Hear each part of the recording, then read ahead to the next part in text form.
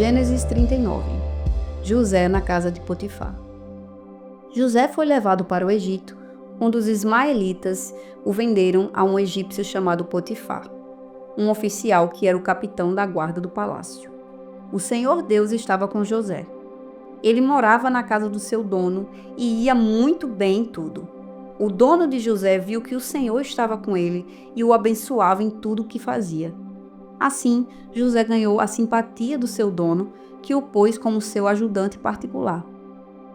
Potifar deu a José a responsabilidade de cuidar da sua casa e tomar conta de tudo o que era seu. Dali em diante, por causa de José, o Senhor abençoou o lar do egípcio e também tudo o que ele tinha em casa e no campo. Potifar entregou nas mãos de José tudo o que tinha e não se preocupava com nada, a não ser com a comida que comia. José era um belo tipo de homem e simpático. Algum tempo depois, a mulher do seu dono começou a cobiçar José. Um dia ela disse: "Venha, vamos para a cama." Ele recusou, dizendo assim: "Escute, o meu dono não precisa se preocupar com nada nesta casa, pois eu estou aqui. Ele me pôs como responsável por tudo o que tem.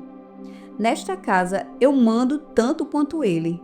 Aqui eu posso ter o que quiser, menos a senhora, pois é mulher dele. Sendo assim, como poderia eu fazer uma coisa tão imoral e pecar contra Deus?" Todos os dias ela insistia que ele fosse para a cama com ela, mas José não concordava e também evitava estar perto dela. Mas um dia, como de costume, ele entrou na casa para fazer o seu trabalho e nenhum empregado estava ali. Então ela o agarrou pela capa e disse: "Venha, vamos para a cama." Mas ele escapou e correu para fora, deixando a capa nas mãos dela. Quando notou que, ao fugir, ele havia deixado a capa nas suas mãos, a mulher chamou os empregados da casa e disse: "Veja só, este hebreu que o meu marido trouxe para casa está nos insultando. Ele entrou no meu quarto e quis ter relações comigo, mas eu gritei o mais alto que pude. Logo que comecei a gritar bem alto, ele fugiu, deixando a sua capa no meu quarto." Ela guardou a capa até que o dono de José voltou. Aí contou a mesma história. Assim: "Esse escravo hebreu que você trouxe para casa entrou no meu quarto e quis abusar de mim, mas eu gritei bem alto e ele correu para fora, deixando a sua capa no meu quarto. Veja só de que jeito o seu escravo me tratou." Quando ouviu essa história, o dono de José ficou com muita raiva. Ele agarrou José e o pôs na cadeia onde ficavam os presos do rei. E José ficou ali. Mas o Senhor estava com ele e o abençoou, de modo que ele conquistou a simpatia do carcereiro. Este pôs José como encarregado de todos os outros presos, e era ele quem mandava em tudo o que se fazia na cadeia. O carcereiro não se preocupava com nada do que estava entregue a José, pois o Senhor estava com ele e o abençoava em tudo o que fazia. Salmos 30. Ação de graças de uma pessoa salva da morte. Ó Senhor Deus, eu te louvo porque me socorrestes, e não deixastes que os meus inimigos zombassem de mim. Ó Senhor, meu Deus, eu gritei pedindo ajuda e tu me curaste. Tu me salvastes da morte. Eu estava entre aqueles que iam para o mundo dos mortos, mas tu me fizeste viver novamente. Cantem louvor a Deus, o Senhor, vocês, o seu povo fiel. Lembrem do que o Santo Deus tem feito e lhe deem graças. A sua ira dura só um momento, mas a sua bondade é para a vida toda. O choro pode durar a noite inteira, mas de manhã vem a alegria. Eu me senti seguro e pensei: nunca terei dificuldades. Ó Senhor Deus, tu fostes bom para mim e me protegeste como uma fortaleza nas montanhas.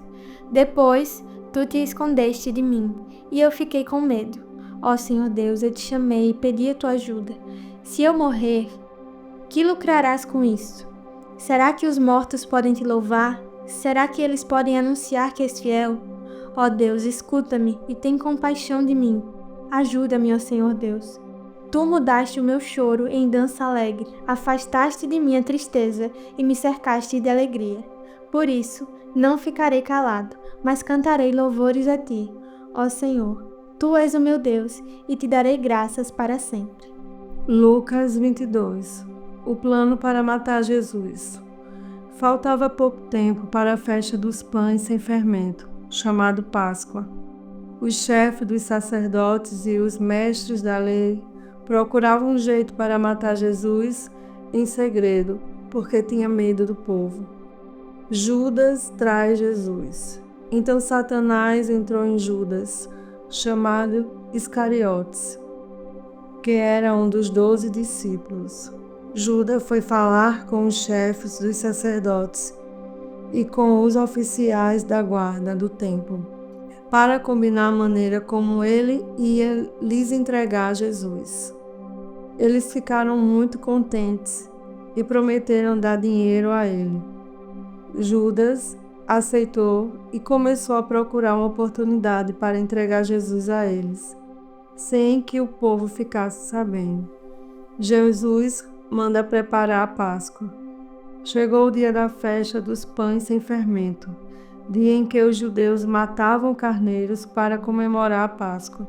Então Jesus deu a Pedro e a João a seguinte ordem: vão e prepare para nós o jantar da Páscoa. Eles perguntaram: onde o Senhor quer que a gente prepare o jantar? Jesus respondeu: escutem. Quando entrarem na cidade, um homem carregando um pote de água vai se encontrar com vocês. Sigam esse homem até a casa onde ele entrar e digam ao dono dela: o mestre mandou perguntar a você onde fica a sala em que ele e os seus discípulos vão comer o jantar da Páscoa. Então ele mostrará a vocês uma grande sala mobiliária no andar de cima. Preparem ali o jantar. Os 2 discípulos foram até a cidade e encontraram tudo como Jesus tinha dito. Então prepararam o jantar da Páscoa, a ceia do Senhor. Quando chegou a hora, Jesus sentou-se à mesa com os seus apóstolos e lhes disse: como tenho desejado comer este jantar da Páscoa com vocês, antes do meu sofrimento. Pois eu digo a vocês que nunca comerei este jantar até que eu coma o verdadeiro jantar que haverá no reino de Deus. Então Jesus pegou o cálice de vinho, deu graças a Deus e disse: peguem isso e repartam entre vocês, pois eu afirmo a vocês que nunca mais beberei deste vinho, até que chegue o reino de Deus. Depois pegou o pão e deu graças a Deus. Em seguida partiu o pão e deu aos apóstolos, dizendo: isto é o meu corpo que é entregue em favor de vocês. Façam isso em memória de mim. Depois do jantar, do mesmo modo deu a eles o cálice de vinho, dizendo: este é o cálice, é a nova aliança, feita por Deus com o seu povo, a aliança que é garantida pelo meu sangue, derramado em favor de vocês. Mas, vejam, o traidor está aqui sentado comigo à mesa, pois o Filho do Homem vai morrer, da maneira como Deus já resolveu. Mas ai daquele que está traindo o Filho do Homem. Então os apóstolos começaram a perguntar uns aos outros quem seria o traidor. Quem é o mais importante? Os apóstolos tiveram uma forte discussão sobre qual deles deveria ser considerado o mais importante. Então Jesus disse: os reis deste mundo têm poder sobre o povo, e os governantes são chamados de amigos do povo. Mas entre vocês não pode ser assim. Pelo contrário, o mais importante deve ser como o menos importante, e o que manda deve ser como o que é mandado. Quem é o mais importante? É o que está sentado à mesa para comer ou é o que está servindo? Claro que é o que está sentado à mesa. Mas entre vocês, eu sou como aquele que serve. Vocês têm estado sempre comigo nos meus sofrimentos. Por isso, assim como meu Pai me deu o direito de governar, eu também dou o mesmo direito a vocês. Vocês vão comer e beber à minha mesa no meu reino, e sentarão em tronos, para julgar as 12 tribos de Israel. Jesus avisa Pedro. Jesus continuou: Simão, Simão, escute bem, Satanás já conseguiu licença para pôr vocês à prova. Ele vai peneirar vocês como o lavrador peneira o trigo, a fim de separá-los da palha. Mas eu tenho orado por você, Simão, para que não lhe falte fé. E quando você voltar para mim, anime os seus irmãos. Então Pedro disse a Jesus: Estou pronto para ser preso e morrer com o Senhor. Então Jesus afirmou: Eu digo a você, Pedro, que hoje, antes que eu vá ao canto, você dirá 3 vezes que não me conhece. Jesus avisa os discípulos. Depois, Jesus perguntou aos discípulos: Por acaso faltou a vocês alguma coisa quando eu os enviei sem bolsa, sem sacola e sem sandálias? Não faltou nada, respondeu eles. Então Jesus disse: Pois agora quem tem uma bolsa ou uma sacola deve pegá-la, e quem não tem espada deve vender a capa e comprar uma. Pois as Escrituras Sagradas dizem: Ele foi tratado como se fosse um criminoso. Eu afirmo a vocês que isso precisa acontecer comigo, pois o que está escrito a meu respeito tem de acontecer. Aí os seus discípulos disseram: Senhor, aqui estão as 2 espadas. Basta, respondeu ele.